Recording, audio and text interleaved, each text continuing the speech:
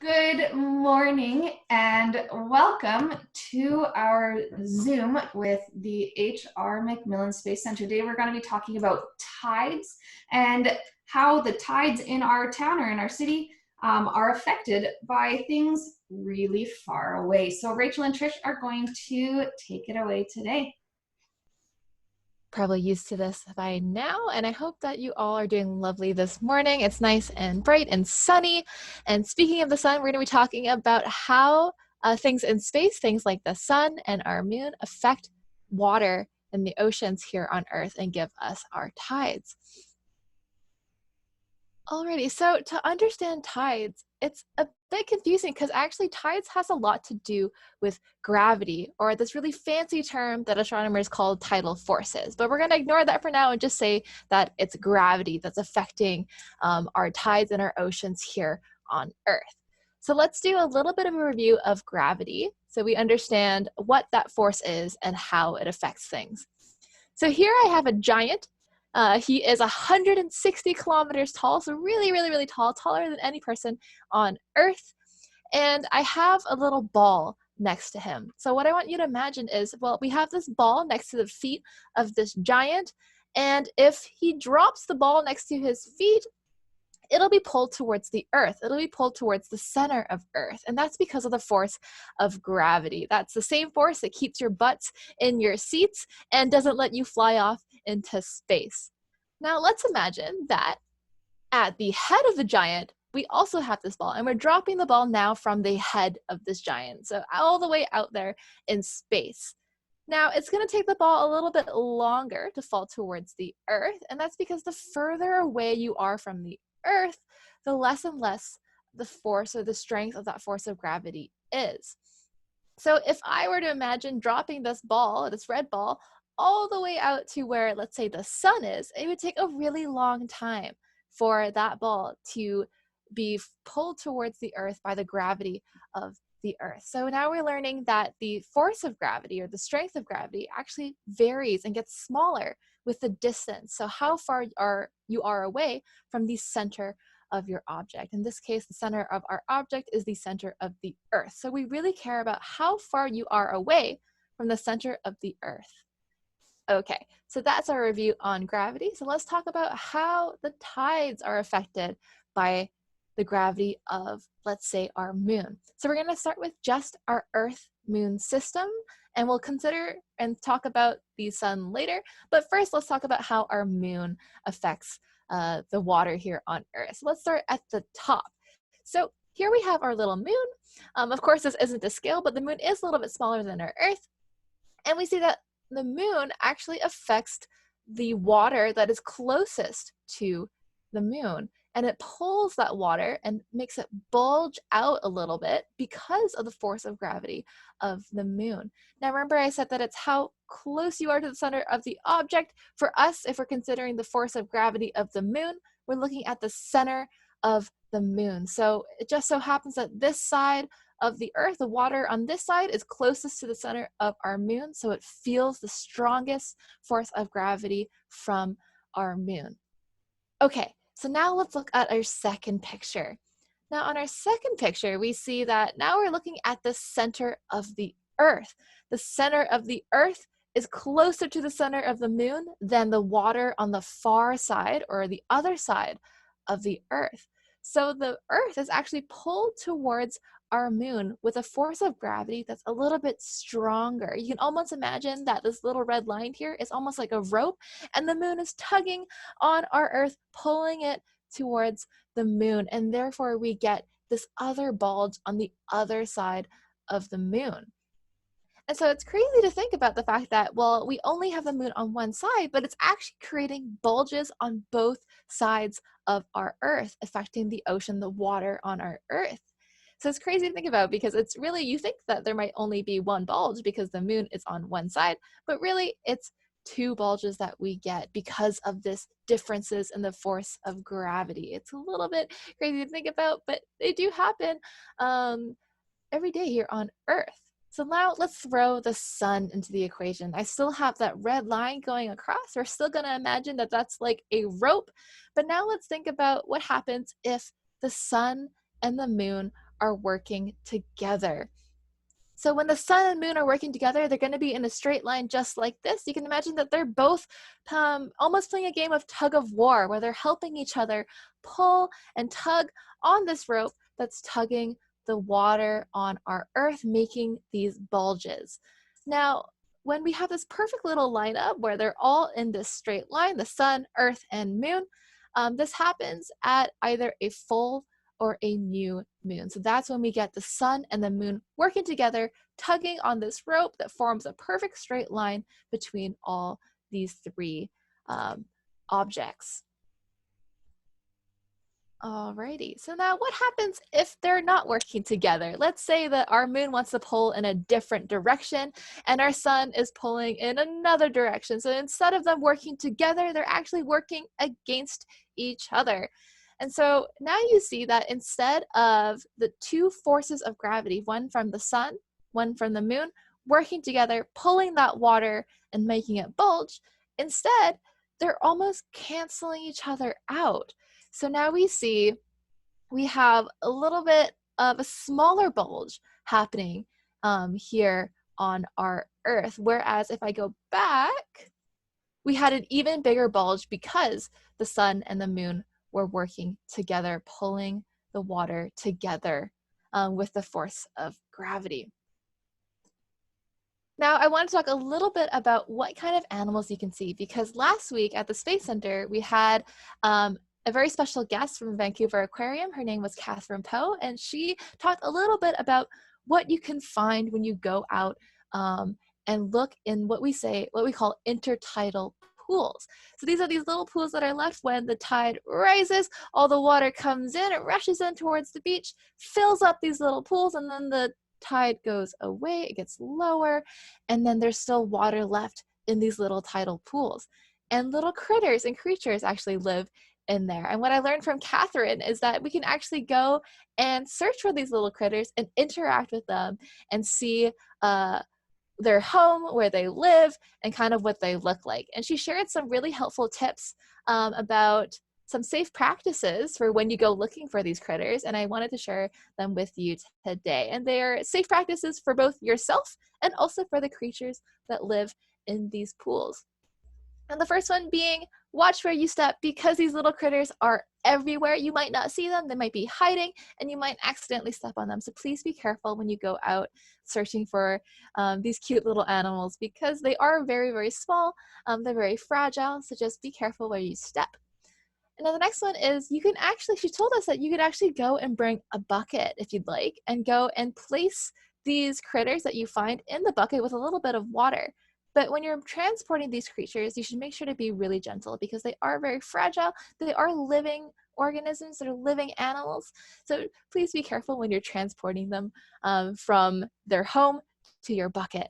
Now, when you're done playing with the creatures and checking out what they look like and seeing how they are, make sure you put them back where you found them, because they have to return to their home. Even though you've brought them on a little vacation outside of their home, they have to go back where you found them. So either in the water where you found them, or maybe they were in the shade, because some of these creatures, like starfish, can't handle a lot of sun. So make sure that you're putting them back exactly where you found them, so that they're comfortable and back at home. And the last tip I have for you is a very important one, and it's more so for you than it is for these little intertidal creatures. And that's to never turn your back towards the water. So you always, whenever you're exploring, especially along beaches, you want to make sure that you're working your way towards the water, and that you're always facing the water, because we have things like tides, there's currents, water can swell up, and it's a little dangerous if you have your back towards the water. So you want to make sure that you're safe, and making sure that you're heading towards the water and you're always facing the water. And yeah, so that brings us to the end of our tides talk. I'm going to quickly stop sharing my screen, and let's chat a little bit about your wonders. That's great, Rachel. And you're right. I had a really amazing chat with Catherine last week, and she was sharing some of those pictures that you showed about some of the creatures that are living on the beaches that we don't see when it's a high tide, but we do see when it's a low tide. So I want some of our people watching today, some of our friends, to think about, have they ever been to the beach when it's been a low tide, where the water is out far and you can walk on the sand or the rocks? And one of the things that Catherine shared with us and shared with Rachel is, if you're looking for these creatures, sometimes you need to pick up a rock. The favorite thing I was looking for when I go to the beach are small little crabs. Has anybody looked for crabs before at the beach? Have you found any before?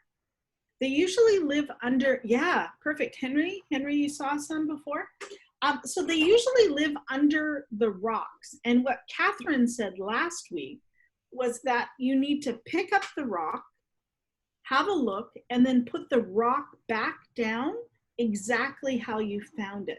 Don't flip the rock over, or the crab will have a hard time finding its home again. So you pick it up and then put it back down the same way. So that was some good advice she gave us last week, Rachel. That's so funny, Trish, that you mentioned that crabs are your favorite thing to go look for, because that's actually the same thing that I was going to say, that I also really, yeah, I loved finding little crabs and putting them in a bucket and seeing them scurry about. Absolutely. You can make some good observations, scientific observations, when you're looking at them. Very cool. Starfish are another really cool thing to find, especially when they come in different colors. I've seen a purple starfish before. I've seen an orange starfish, and I think, oh my goodness, which beautiful colors they come in. So that's cool too. Haley, back to you. Let's see if we have some wonders that kids have questions about the tides. Yeah, so kids, you guys think of some questions that you might have about tides. Do any of you have one that you can think of right now? Because I have one I can ask if we don't have any. All right, you guys think about questions that you might have about things that Trish or Rachel have shared so far, or about what we're about to talk about. So you kind of explained how tides work, but as a kid, I always really only thought of tides when I thought of oceans. So I thought of like going to a beach and the tide would be out or the tide would come in, but I really only thought of oceans. Now, we lived on River Road in Langley for a long time, and River Road is on the river. So we got very familiar with the river being tides. So I'm going to share my screen for a sec just to show what I hear. Okay, so can you guys give me a nod if you can see the map here?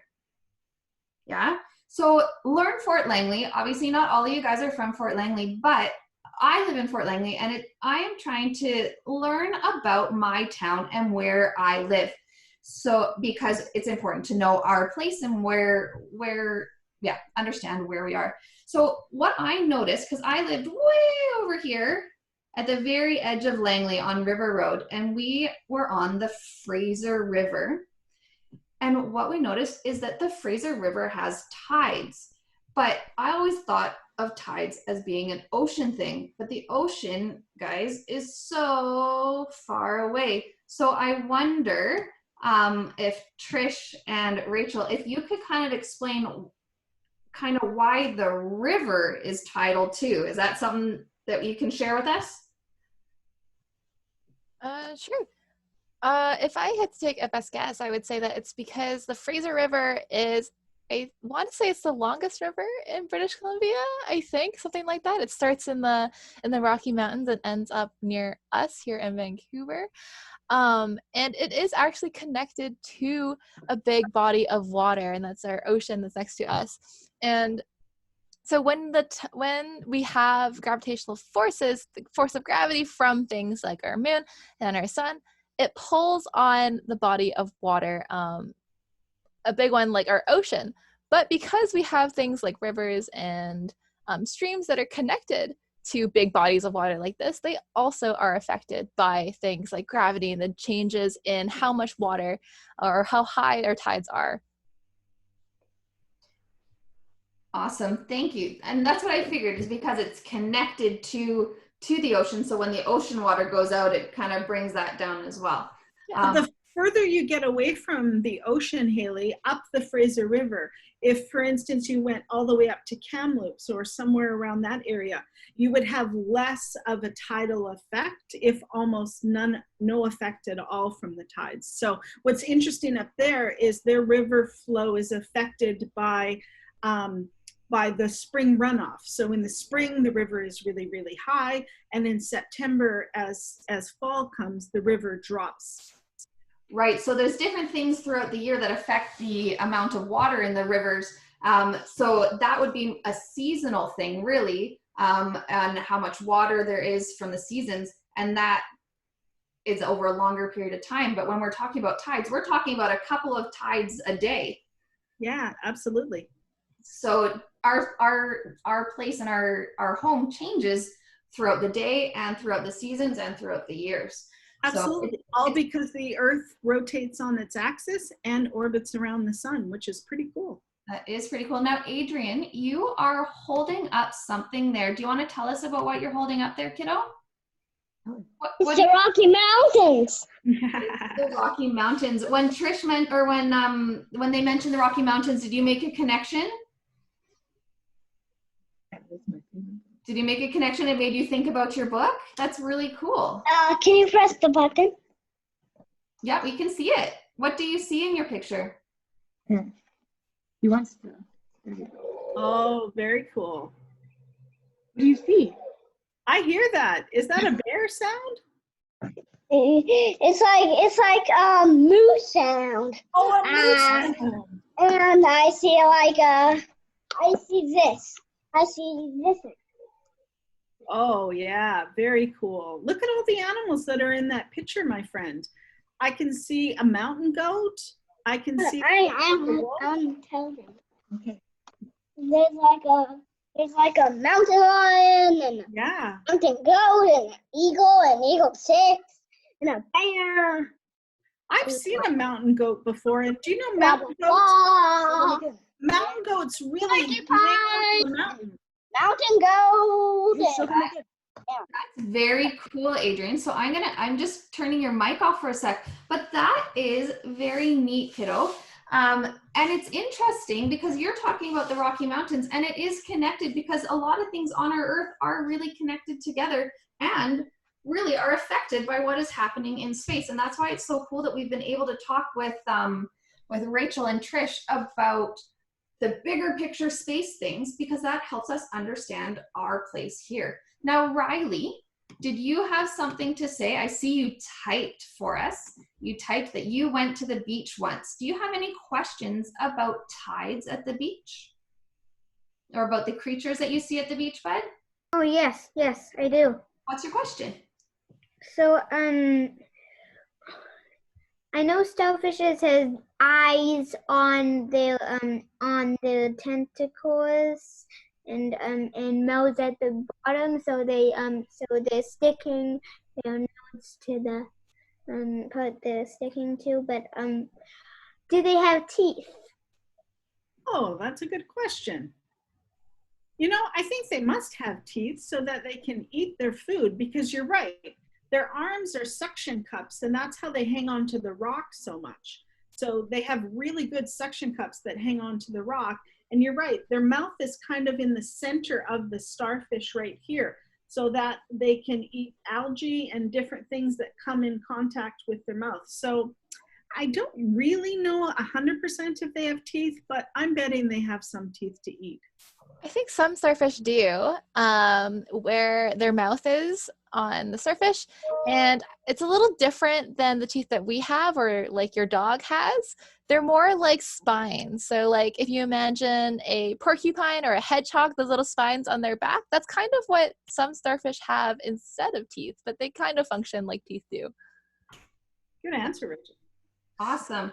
So it's pretty cool that we get to talk to different experts in different fields about the things in our world. So Trish and Rachel have done a great job of telling us about space, but we also know that even if we're not an expert in a field, we can still have wonders, and we can still look up answers and find answers to our questions as well. Does anyone else have another question for today? I think we're a quiet bunch today. We're getting close to summertime. Oh, Adrian has a question. Adrian, what's your... Oh, yes, show us. That's cool.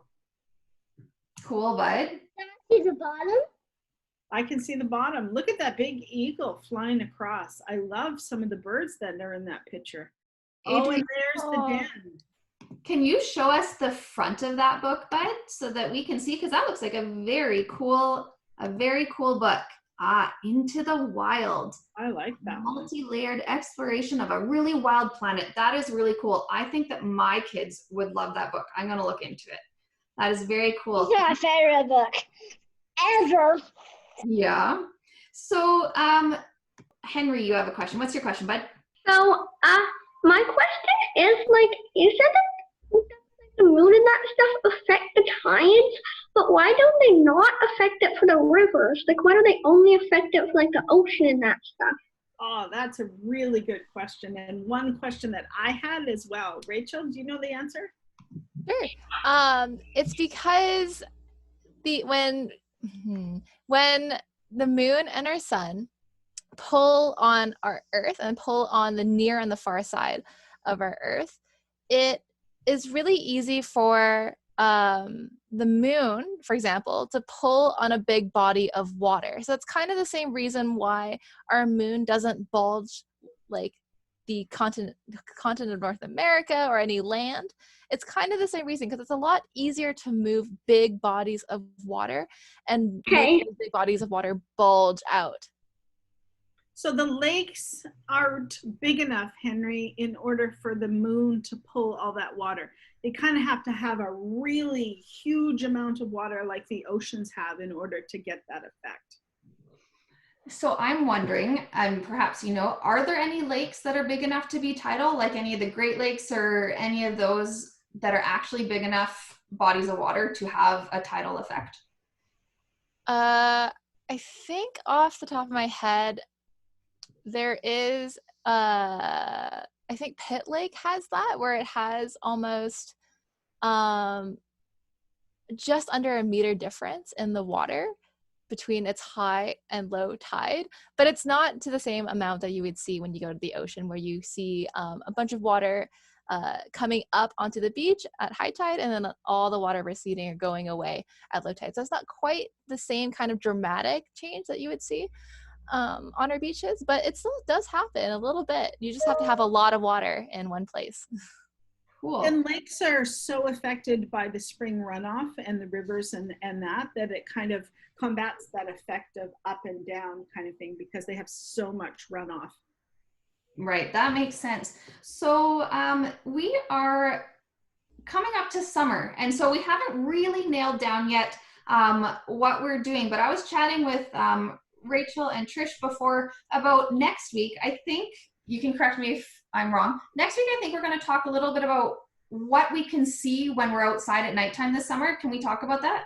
About what is above our heads. So as we're camping or as we're exploring, they're going to give us hopefully some tips on what we are looking at, and perhaps some ideas of ways that we can find answers to the things we're wondering, or just what's above our head this summer. Does that sound like something we can do, guys? Absolutely, because the weather, fingers crossed, is going to turn nice and sunny, and hopefully some of us can get out in camping. Even if it's camping in your backyard, you can still look up at the night sky. Hey, I love camping. Me too, Riley. Awesome. So thank you very much, Rachel and Trish, for being with us here today. And I look forward to talking with you again next week. And then next week, we'll let everyone know about what our summer schedule is going to look like, because we're gonna cut back a little bit so that we can encourage everyone to be outside instead of being on screens. So I hope everyone has a great week, and thank you guys so much for being here with us today. Thanks, Bye, everyone. everyone.